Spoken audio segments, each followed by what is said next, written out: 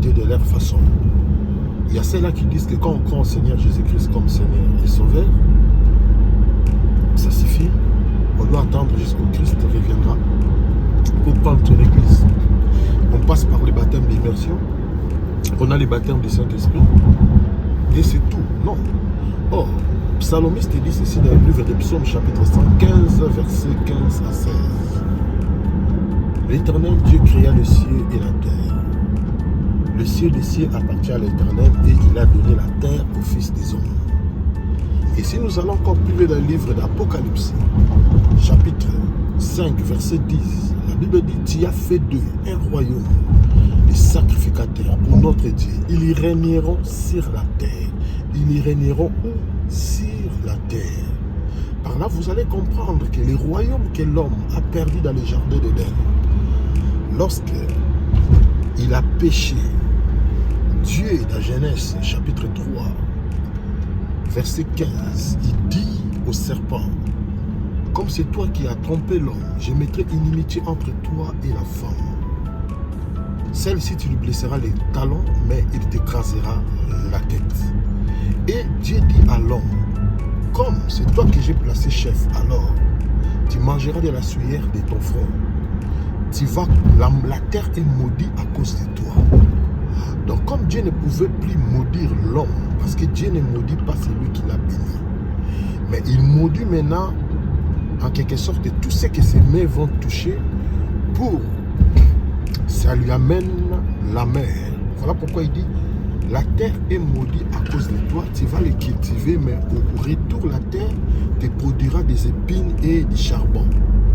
Tu vois que l'homme qui est béni, mais quand il s'agit maintenant de toucher la terre, ou là où Dieu a placé toutes les potentialités, la terre là doit lui rapporter que les épines et les charbons. C'est ce qui fait qu'il y a beaucoup d'enfants de Dieu aujourd'hui. Ils sont bénis. Mais qu'est-ce qui fait qu'ils touchent à la terre, mais la terre, au lieu de leur rapporter l'abondance, la richesse, mais la terre là leur rapporte que les épines. Et les diables même sèment les doutes en eux pour les prêcher dans leur esprit que vous n'êtes pas bénis par Dieu. En réalité, ce n'est pas le cas.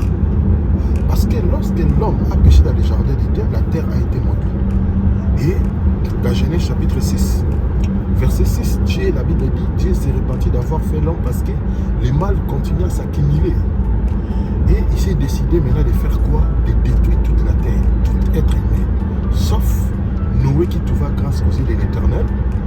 Lui, avec toute sa famille, ils étaient au nombre de 8 et les femmes de ses fils. C'est avec ces gens-là que Dieu commença une nouvelle histoire avec l'homme. Et la Bible dit, c'est à travers ces gens-là qu'ils ont rempli toute la terre. Ce sont ces gens-là qui sont sortis de l'arche de Noé, qui sont les ancêtres de tout être aimé sur la terre. Je n'ai pas le temps de rester là pour parler en détail.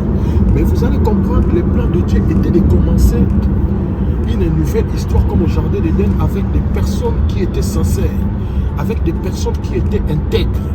Mais ces plans avaient échoué. Pourquoi? Parce que la Bible dit Noah sema de la vigne. Il cultiva la terre, il sema la vigne. Et les jours où il recueillit la vigne, il s'enivra et il resta nu. Donc Dieu ne pouvait plus continuer avec Noé parce que Noé est resté nu pour dire que l'intégrité qui a fait que Dieu s'approche de Noé, cette intégrité-là, Noé, en quelque sorte, il a bafoué, il a marché sur ça. Et Dieu ne pouvait plus continuer avec lui. Et cette fois-ci, Dieu changea les stratégies. Comme il avait toujours la vision, l'idée de son royaume pour l'homme qu'il a créé à son image. Voilà pourquoi maintenant, cette fois-ci, qu'est-ce que Dieu fait?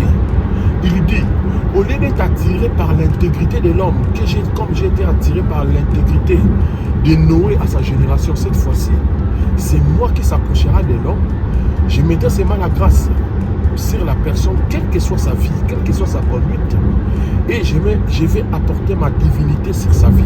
C'est ce que Dieu a fait maintenant dans la vie d'Abraham. La Bible dit dans Josué chapitre 24, verset 1, 2, 3, la Bible dit, la Bible nous présente d'où est sorti Abraham. La Bible nous donne le nom du père d'Abraham qui était Téran. La Bible même nous explique que cet homme était un idolâtre. terrain. Et que Dieu lui a pris à Mésopotamie, de l'autre côté de la rive à Our de Chaleur. Et Dieu a pris Moïse de là, de la maison de l'idolâtre. Il est né dans l'idolâtrie, grandi dans l'idolâtrie. Il s'est marié à l'idolâtrie. Parce que la Bible dit dans Genèse chapitre 12, verset 5 à 6, c'est là où vous allez voir que c'est à l'âge de 75 ans que Dieu a appelé Abraham. Pour dire que de 0 à 75 ans, à 75 ans comme on dit les Français, Abraham était toujours dans la maison de son père. Il a grandi dans cette idolâtrie. Mais cela n'a pas empêché Dieu pour s'approcher d'Abraham. Cette fois-ci, il ne s'est pas approché d'Abraham à cause de son intégrité comme au temps de Noé parce qu'il a été dessus. Mais cette fois-ci, c'est sa grâce qu'il a mis sur Abraham qu'il a fait qu'il s'approcha d'Abraham. Il lui appela maintenant pour lui communiquer les choses d'en haut de son royaume pour commencer une histoire, une nouvelle histoire sur la terre. L'histoire là que le diable avait détruit, que Dieu avait commencé au jardin d'Éden avec Adam. Par là, vous allez comprendre que comme Téran, le père d'Abraham, était idolâtre, même le nom d'Abraham veut dire père exalté.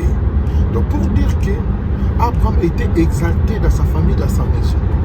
Mais lorsque maintenant Dieu appela Abraham, il a appelé Abraham, ce n'est pas toi qu'on doit exalter, mais c'est moi qui dois être exalté en toi. On t'appellera plus Abraham, mais cette fois-ci on t'appellera Abraham. Pour dire, hier tu as été vénéré comme un petit Dieu dans la maison de ton père, tu as été exalté, mais cette fois-ci c'est moi qui sera exalté en toi. On t'appellera plus Abraham, on t'appellera Abraham. Pour dire que le H est entré dans la vie d'Abraham, H là qui veut dire tout simplement l'éternel Yahweh. Donc c'est moi Yahweh qui dois être exalté en toi. Et c'est par là que vous allez comprendre les premières paroles que Dieu commença maintenant à donner à Abraham. Si vous lisez dans Genèse chapitre 12, verset 1 à 3, Dieu dit à Abraham, je te bénirai, je rendrai ton nom grand, tu seras une pupille de multitudes, toutes les nations de la terre seront bénies à toi, tu deviendras une source. Celui qui te bénira sera béni, celui qui te maudira sera maudit. Et tu comprendras là, Abraham a reçu des promesses de bénédiction. Parce qu'il y a beaucoup des enfants de Dieu qui ne font pas la différence entre la bénédiction et la richesse. Abraham n'avait pas encore touché la richesse, mais il avait reçu la bénédiction. Voilà pourquoi la parole de Dieu déclare que c'est la bénédiction de l'Éternel qui enrichit et qui fait suivre aucun chagrin. Quelqu'un peut être béni. Quand on dit être béni, veut dire quoi? Recevoir les insidies de l'Éternel. Recevoir les promesses de l'Éternel. Ça veut dire, la voix de Dieu te dit, mon enfant, je t'ai béni. Je t'ai béni et ton futur sera meilleur. En ce moment-là, quel que soit le temps où tu te trouves, tu peux te trouver dans la famille, tu peux te trouver sans emploi, tu peux te trouver, je ne sais pas, célibataire, tu peux te trouver, je ne sais pas, dans quel genre de conditions. Mais ce qui compte, c'est la bénédiction que Dieu a prononcée sur ta vie. Et par là, nous voyons aussi le cas d'Isaac quand il bénissait Jacob. Dans Genèse chapitre 27, verset 27. Écoute les paroles d'Isaac envers Jacob. Il dit à Jacob, je sens l'odeur de mon fils. Il dit à Jacob, je sens l'odeur de mon fils, comme l'odeur du champ que l'Éternel a béni. Donc pour dire, une personne qui est bénie, il dégage l'odeur du champ de l'Éternel. Quand on parle du champ de l'Éternel, la Bible déclare des livres des Corinthiens, la Bible dit, vous êtes le champ de l'Éternel, vous êtes ses édifices. La Bible dit, nous sommes le champ, pas seulement le champ, mais nous sommes de grandes maisons, de grands temples que Dieu a construits. Quand on parle d'édifice, édifice, ce n'est pas une petite maison. Édifice, c'est ce que nous voyons là comme des cathédrales. Vous êtes le champ de l'Éternel et vous êtes ses édifices. Cela veut dire que si Dieu décide de construire dans nos vies, il ne construira pas une petite chose. Il doit construire une grande chose comme un édifice.